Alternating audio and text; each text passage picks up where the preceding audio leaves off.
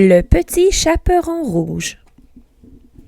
Il était une fois, dans un petit village en bordure de la forêt, une petite fille qui vivait avec sa mère. La fillette portait toujours une cape rouge, si bien qu'on la surnommait le petit chaperon rouge. La cape lui avait été confectionnée par sa grand-mère qui habitait une petite maison douillette dans les bois. Un jour, la mère du petit chaperon rouge lui demanda d'aller porter un panier rempli de nourriture à sa grand-mère qui était récemment tombée malade. Le petit chaperon rouge était fier que sa mère lui attribue une tâche aussi importante. « Ne tarde pas en chemin et sois prudente », l'avertit sa maman, « et n'adresse surtout pas la parole aux étrangers que tu croiseras sur ta route. » Le petit chaperon rouge prit le panier et partit en sautillant dans les bois. C'était une magnifique journée et la fillette était persuadée qu'il ne lui arriverait rien. Elle rencontra soudain un loup qui fut bien tenté de la manger. Mais il n'osa pas car des bûcherons coupaient du bois non loin de là. « Où vas-tu comme ça, petite fille? » demanda le loup d'une voix douce. Le petit chaperon rouge regarda le loup. « Ce loup n'a pas l'air très dangereux, » pensa-t-elle. « Je vais voir ma grand-mère et lui porter des galettes et un petit pot de beurre que ma maman lui a préparé. » répondit la fillette. Le loup saisit l'occasion.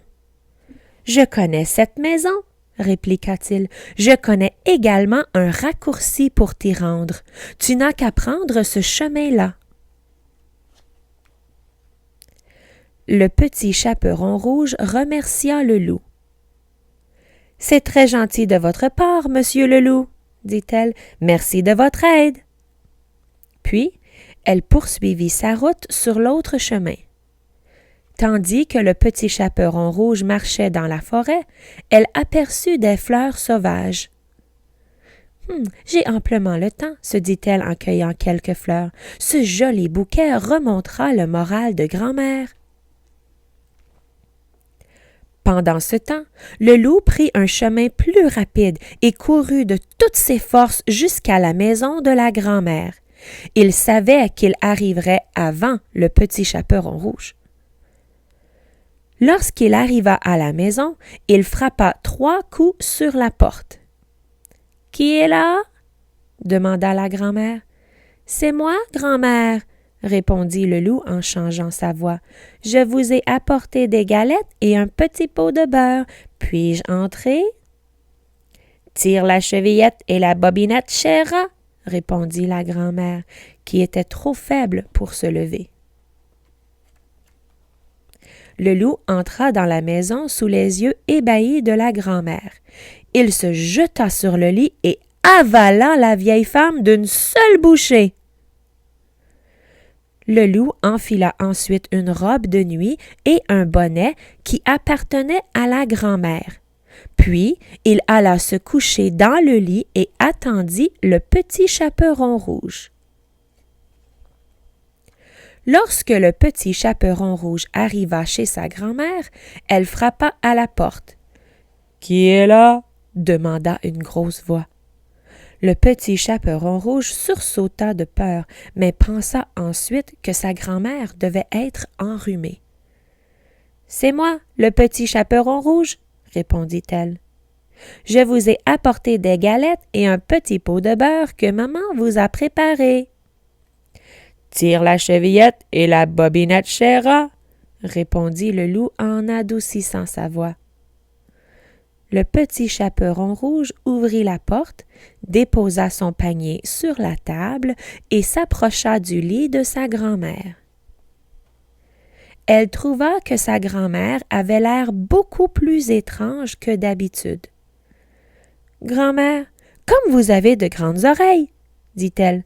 « C'est pour mieux t'entendre, mon enfant, » répliqua le loup. Le petit chaperon rouge examina sa grand-mère de plus près.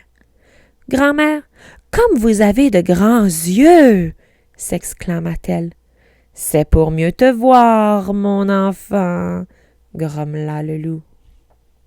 « Oh, grand-mère, comme vous avez de grandes dents! » souffla la petite fille. « C'est pour mieux te manger! » hurla le loup.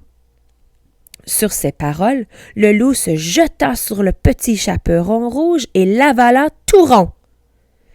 À présent rassasié, le loup tomba dans un profond sommeil. Un bûcheron qui passait par là entendit des ronflements en provenance de la maison de la grand-mère. « Comme c'est étrange, » pensa-t-il. Il décida d'aller jeter un coup d'œil pour s'assurer que tout allait bien. Lorsqu'il ouvrit la porte de la maison, quelle ne fut pas sa surprise de voir un loup endormi et le ventre bien tendu sur le lit de la grand-mère. Le bûcheron reconnut le loup. Il s'agissait du même loup qui avait volé tous les moutons de son village. Chaque fois qu'il se faisait prendre, le loup trouvait une façon de s'enfuir.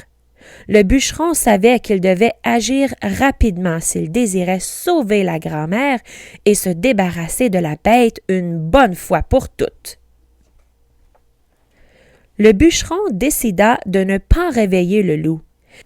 Il coupa précautionneusement le ventre du loup et fut stupéfait d'y découvrir non seulement la grand-mère, mais également le petit chaperon rouge.